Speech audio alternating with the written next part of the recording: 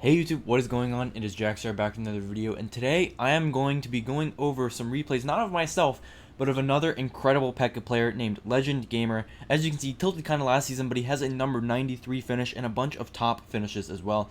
Not only on this account, but on previous accounts as well. This guy is really good at Pekka, and he's actually created a YouTube channel where he uploads raw Pekka gameplay of his live pushes, replays, whatever he's been doing. He's been uploading like top 20 gameplay. I go over there and watch to learn Pekka myself. I would really love it if you subscribe to him if you want more Pekka gameplay, just because I've been doing different decks a lot now. I will be having it as the top link in the description and in the pinned comment, and I will add him in the title as well. So make sure you go subscribe to him. It'd really mean a lot to me if you helped him out, because he's a very nice guy. He doesn't speak much English, but he's a really cool person, and he's very good at Pekka. So today we'll be going over some of his replays, because I cannot seem to get high on ladder right now. I'm very tilted, but he is always pushing up. So yeah, you can probably see that I have a different background too. I'm at the beach right now. This is just a weird setup right now. I'm currently sitting on my bed, but I will figure out a better like kind of setup for the week. But yeah, without any further ado, I don't even know. Let's just go hop straight into the first replay here. So we're going up against Ian and Black Pearl. He shared 5 replays. We're going to go over all 5 for you guys. And Ian and Black Pearl is playing RG with E-Barbs, which is definitely one of the harder matchups for Royal Giant. Most Royal Giant decks, if this deck had like skeletons for the E-Barbs, which is a popular variation, or even Dark Prince, this would be a nice matchup for Pekka, but because of the E-Barbs, it is very difficult. So he cycles a bandit in the back, and then this is a play that a lot of Pekka players do, is he goes in for a Pekka when the Fisherman is played to pull the Pekka into that Fisherman. And that's really good because it's going to force out, like you see, a ton of elixir from Black Pearl's hand, and it's super awkward response. So now he can go in for a Magic Archer and start lining up on the Mega Minion and the Fisherman. Unfortunately, the Fisherman does get some nice damage, and he's going to get the Fireball on the weak side tower. So a decent trade for Black Pearl is he's only down 2 elixir and has his E-Barbs 1 card away, and only in log to cycle back if Legend Gamer decides to pressure. So not an amazing start, but not end of the world. This is definitely not a huge deal. Legend can always come back very easily, especially considering this cycle. It's pretty good for him. He goes in for the Bandit, and this is a really aggressive push. And Legend Gamer is going to Fireball, and this is a really nice. Look at this Fireball. He kills everything with that big attack, and he's going to get the bandit on that tower pretty much full HP. Black Pearl is going to have to play a Mega Minion at 0. Actually, he can't even do it. The bandit was so low HP, it would have been a complete waste anyway. Brings that tower down to 600 HP. Really nice. Like, that is something that even I wouldn't do. Like, I would not pressure, even though I know he has E-Barbs, because Legend was able to get a ton of Fireball value there and break the entire bandit through, but I would have been way too scared of the E-Barbs to even think of that. So you can see why this guy has better finishes than me and has been performing much more consistently. He is really good with this deck, and it's an honor to be able to get these replays from him, especially in his YouTube channel. Like, I'm not trying to oversell it, because I know it'd be kind of weird, but he is a really good player. I definitely recommend subscribing to his channel. So he goes in for the bandit. Let's see. Black Pearl does not end up logging it. The Mother Witch is going to kill the bandit fine on its own. Black Pearl is kind of sitting here with a ton of elixir, but he's going to go with an RG in the back. And then Battle Round play by Legend Gamer. E-Barbs are going to come down and save that tower, which is not great for Legend Gamer, because now he's Pekka the back. Now he has to deal with these E-Barbs. Probably going to end up being a Fireball on top of the E-Barbs, yeah, with the Magic Archer. And actually, he's just going to go for a really smart Magic Archer. I was assuming he was going to Fireball. I haven't watched these replays yet. I told him to share the most difficult matchups and the best matchups that he had, and he shared like 5 replays, so I'm excited for that.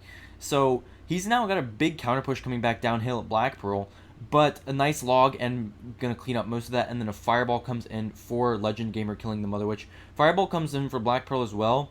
Bandit's going to come in. Heal Spirit's going to pull the bandit up high. Fisherman is going to come down. And now Black Pearl does have a very nice cohesive attack in the lane of Legend Gamer's. Not actually, Legend Gamer has stronger side tower, but he does have a cohesive attack nonetheless, which can be really scary in this matchup. And so Black Pearl cycles a Mega Minion, obviously, to shut off that lane, but we can cycle our E-Wiz and also shut off the lane. Fireball log comes in. Black Pearl getting really aggressive for the damage. And here comes a nice Fireball opportunity for Legend Gamer. It kills the Mega Minion, and Zap's going to come in, making sure the first E-Barb dies before that Heal Spirit comes in. That's a pretty big thing. Battering coming in for Legend Gamer does not have a fireball. Log is going to do a really nice job at killing most of that, but a Magic Archer is going to come in and look at this. Now the Fisherman is dead. Magic Archer gets on tower for 2 shots. That's going to be within fireball range. Ghost is going to take it anyway. That's going to be a good game for the first game of the video. Legend Gamer defeating a pretty difficult matchup. Not a hard counter for either player, but definitely something that's not to be laughed at, that kind of matchup. So the next matchup here is against Very Fun, who is using Lava Tombstone. Now, they have Valk instead of Barbs, which does make things pretty much, like, a pretty good amount easier, but he also has Tombstone, which is super, super difficult for Pekka players, especially when you don't have that poison to deny that lane man. When they play a Tombstone behind their tower, there's just no breaking through it, because you have to fireball it to kill it, and they also have to deal with all the skeletons that are still rolling up. It's a big problem. So, I want to see how he really tackles this matchup. I have gotten much better at the Lava Hound matchup, but not this kind of variation with Fireball. So Legend Gamer goes ahead and decides not to Magic Archer the bridge. With his cycle, I actually considered him doing that because you can get some nice damage and force out a decent response, but he must have been scared of counter push, which is perfectly legitimate, and goes for a Magic Archer in the back. Now we know he has a Fireball though, and Legend did not tell me if he knew what these players were playing beforehand, but we do know that now he has a Fireball, he has a Mega Minion, and a Valkyrie, so it's probably going to be RG. Not RG, it's probably going to be Lava, actually. Lava is the most reasonable assumption, and there's a Tombstone towards our Pekka in the back. And then he plays a Baby Dragon here, the opponent, which is kind of interesting. I would have probably Lava'd, but I'm not a good Lava player, so why would you ask me? Opponent goes for a Zap, and then they Fireball the Ewas too. They just don't want this Pekka to break through. And they now have 5 Elixir in their hand. We have a nice Elixir advantage, but we still have to deal with the Baby Dragon. So Legend is probably... Let's see what he does. He's not going to go for a Magic Archer. I would have gone for the Magic Archer there, but I probably would have been wrong because he's just Lava Hounds. I would have Magic Archer there just so that we could start facilitating counter push. Legend now cycles his Magic Archer towards the Mega Minion. Ghost is getting on tower, and Magic Archer is piercing through all that damage. That's like half the tower gone right there to the Magic Archer, and he still has to respond to it, the opponent. And he's just going to completely eat it. He's just going to let the Magic Archer do its thing. Legend does cycle a Bandit on the Valkyrie, and the opponent, instead of lavaing there, decides to Tombstone, which is kind of an interesting play. I'm curious what their thought process there was, because most times the opponent can go and just eat that Bandit. It's on the strong side tower. Legend unfortunately whiffs on that Zap. You know, I've been there all too many times. It's kind of a difficult Zap timing to pull off, but now the Ghost is going to take the tower. The opponent just does not have anything in cycle. Opponent overkills this Battle Ram. They don't want this connecting, but they also get a bunch of troops out in the counter push. So Fireball's going to come in, but the Bandit's going to expertly kite everything to the other lane. The opponent is saving up for that balloon. Legend is kind of hovering the E-Wiz. Here comes the balloon. And that Bandit pulled everything all the way back. And let's see, Legend Gamer is probably going to go in. He does the Battle Ram kite back. I knew it when I saw what was going to happen. I knew that was coming. Tower is probably going to fall. Yes, the tower is definitely going to fall on his left side. But he does have the Magic Archer helping out. And that's not a great Lava Hound. Because the Magic Archer is still there. The opponent still has to spend on that before they can even think about considering another attack. And they don't even spend on it. They're just going to let it do its thing. And now this Magic Archer just completely shreds that Lava Hound. And really good defense there. Double Magic Archers, and the opponent use their Fireball on the Ewas. So this is a kind of sketchy spot for the opponent. They really need to make sure they can catch up on their cycle by killing both of these Magic Archers. But Legend is probably not going to let that happen. He goes for an Ewas to protect the Valkyrie, protect Magic Archer from the Valkyrie, and then goes for the Ewas kills everything. Legend's gonna zap. Fireball comes down, but now the opponent again behind on the Magic Archer cycle. Now we can get 3 Magic Archers down if we really wanted to. It wouldn't have been a great idea in this situation because I mean, what's the point? There was nothing for those Magic Archers to kill immediately. But now we can go for one in the back, shutting off both lanes. This could go and hit the Valkyrie if the Valkyrie comes back. And yeah, it's going to go ahead and hit the Valkyrie. And now the opponent keeps having to play into it. Legend's just going to go ahead and facilitate passive pressure, so the opponent cannot go in for a Lava Hound immediately. Opponent just decides to Fireball the Bandit and the Barbs, and this is a prime opportunity to Pekka. He has no support to really take out this Magic Archer and the Ewiz with spells, and now Legend can really just kind of stack the lane. He also didn't have a Tombstone, and now Legend's going to continue to spam. Ghost is on that tower. He can go for a Magic Archer in the middle there. He's going to go for the Magic Archer, double shots, and the Pekka's going to 3-crown while the opponent is busy. Expertly played there with the Magic Archer and support usage, just making sure his opponent had no way to catch up on their cycle. They're always behind. Legend was always one step ahead, ready for the next interaction. So the next replay here is going to be against a Pekka Bridgespam mirror matchup. which is going to be good because mirror matchups can be really tricky sometimes. Sorry, I didn't mean for my face cam to go away like that. So mirror matchups can be really tricky because sometimes the better player will lose a mirror matchup, and sometimes luck plays a big difference. I've actually beat Legend twice in the previous season in the mirror matchup, even though he is a much better Pekka player than me, I would say. So yeah, the mirror matchup is kind of crazy. Legend's going to do a really nice zap timing to make sure that the bandit doesn't dash. If there was no magic archer played, that bandit actually wins the fight and will go ahead and dash onto the tower. It's a really cool interaction that you can be looking for. So Pekka's going to come all the way down in the back. And that's a good play because the opponent spent way too much elixir. They spent Magic Archer Bandit. We only spent Magic or Bandit Zap. +2 for us, so we have a basically +2 Pekka by eating the damage. And you want to be playing mirror matchups in this kind of situation. So while this looks like a really good situation for the opponent, this is just a really easy fireball for Legend. And once the Pekka has no support of the barbs or anything else, it's kind of an easy defense here. So Bandit's going to come in. Legend expertly playing the Battle Ram. You guys might not like originally see it, but that Battle Ram was to pull the Magic Archer so that it aligns onto the Bandit too. Really nice play right there by Legend. It's going to allow him to really take out that push much better than if he was like trying to take it out without doing that. Opponent's going to have to play a Magic Archer, but now look at this. We have so much on the tower. Bandit and Magic Archer combined are going to get so much damage, and we're looking really good. He's been playing this so well. The perfect Pekka at the beginning, just absolutely prime timing because of the elixir advantage, and then he was able to go in and just really make good out of a kind of sketchy situation, you'd think, with a Battle Ram, full HP Pekka, Ewiz and stuff. He was able to just really work that to his advantage and go ahead and take more of the tower. Both players are going to Pekka the back. I bet they both thought they had an elixir advantage. It's kind of difficult to keep track of the elixir advantages in that kind of sequence, but they were pretty much even there. So Legend can probably realize at this point that he has a nice lead, and if he doesn't do anything really crazy, this should be a really good game for him. He can probably come out and win this game. So he's going to go in for a fireball on top of the Ewiz. This is kind of sketchy, though. He might have choked his defense a little bit. Battle Ram to protect, though, and he's going to just zap the Ewiz. He's perfectly fine, but that would have been really scary because the opponent was just able to get so many units to stack up, and Legend didn't have a fireball to kill them all, while all of his support was basically dead and his Pekka got overwhelmed quickly.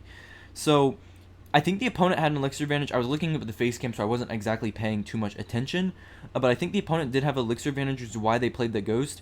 Legend has to go in for a high Ewiz to go ahead and reset this Magic Archer. Cannot have that thing targeting the tower. Fireball's going to come in for both players. Legend is going to go ahead and zap, and now the Pekkas are back on even fighting ground. Except Legend is actually going to win. So now look at the opponent's cycle. They don't have their Pekka in hand. They're going to go for a Bandit, but the Pekka does almost smack the Bandit. If the Pekka had smacked the Bandit, it would have been really good. Bandit does die to one Pekka shot, or one tower shot if it takes a Pekka smack. So now Legend is the one with the elixir advantage after that sequence. Magic Archer in the middle for the opponent. Legend is going to wait for that to lock onto the Pekka, and then he's going to go for his own Magic Archer, protecting everything with his Ghost. Nice play right there. He kind of whiffs the zap, though, unfortunately, and doesn't hit the Ewiz. Magic Archer just out of alignment to hit that Ewiz, too. Bandit's going to go ahead and dash onto the Ghost, allowing the Pekka to kill it. Magic Archer gets a shot in tower. Now we have a big elixir lead. So the opponent can't wait to Magic Archer on, or Pekka on top of the Magic Archer because it's going to lock on and get damage that he can't afford. So he has to go for a low Pekka, and that's going to be Legend can kill everything while also forcing out an awkward Ghost. And now the Ghost isn't going to be useful on the counter push.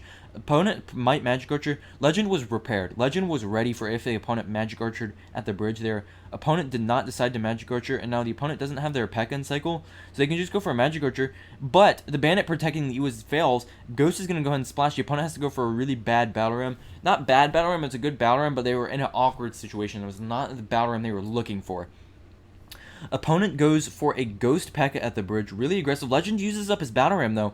That's his best way to kite. Opponent is now just all-out desperation mode. This is the only way they can win. They're going to go super aggressive. That was not the Magic Archer they were looking for, though. So opponent's going to go in, and Legend barely staying alive here. He's going to go for a Battle Ram, retarget the Pekka, zap everything. I don't know how he managed to defend. The other opponent's tower is at 94 HP, though. He's just going to Ewiz. He's just going to need one more card to go back to the Fireball.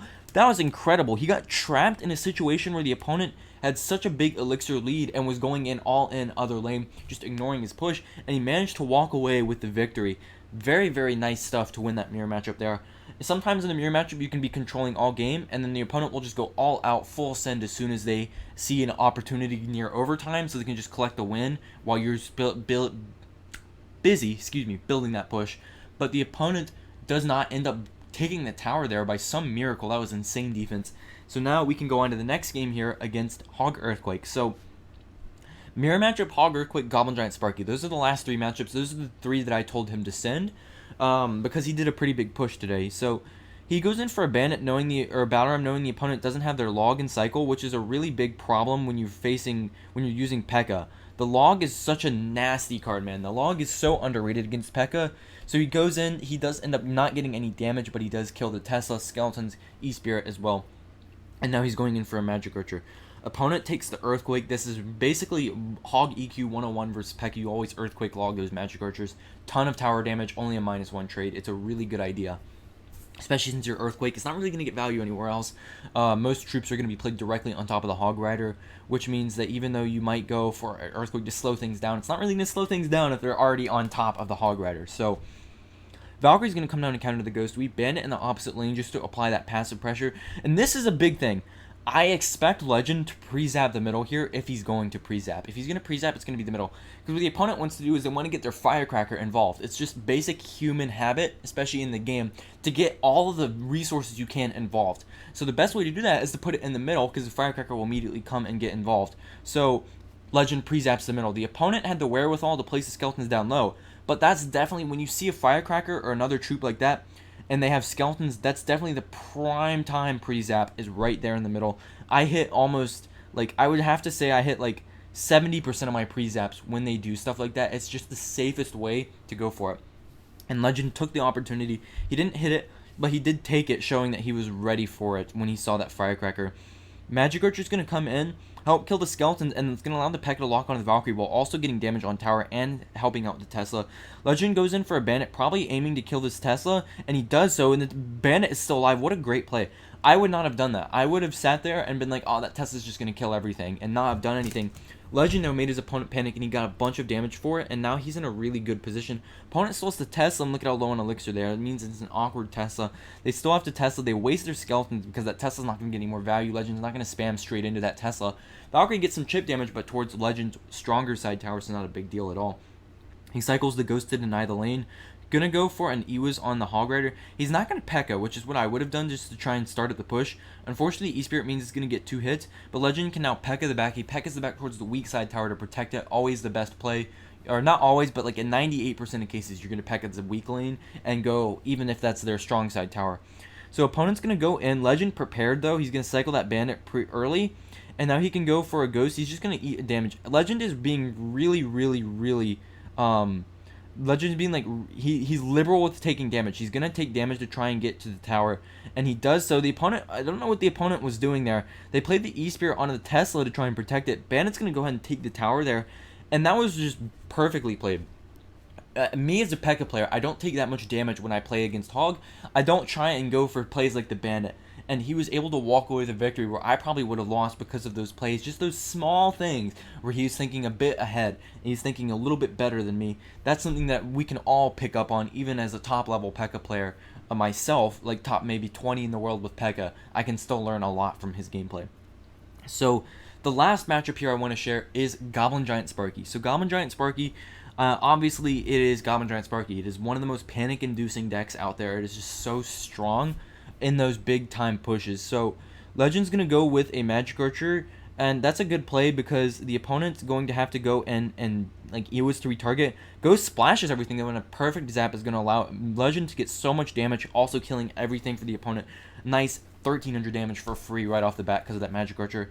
And I know a lot of people get upset when we like Magic Archer first play, but that is what has to happen sometimes. Sometimes in that cycle, Legend could not afford to not Magic Archer, because if he went for no Magic Archer, the Ghost would die, then he'd have to zap, but the Dark Prince would still get damage. If he goes Magic Archer, he gets his own damage, and he kills everything on the attack.